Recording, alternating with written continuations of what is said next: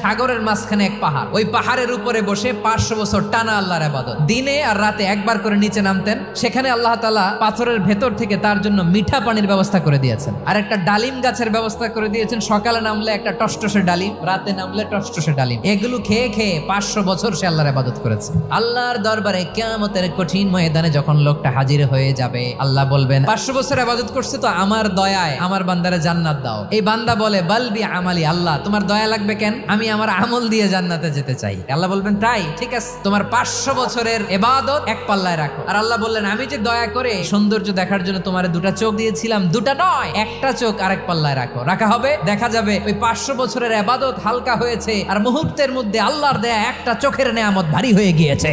ফলাফল দেখো, হিসাব বলে তুমি এখন জাহান্নামে যাবা, যাও এবার জাহান্নামে যাও। এবার লোকটা কাচুমাচু করে বলে আল্লাহ এবার আমি বুঝতে পেরেছি তোমার দয়া ছাড়া দুনিয়ায় কেউ জান্নাতে যেতে পারবে না।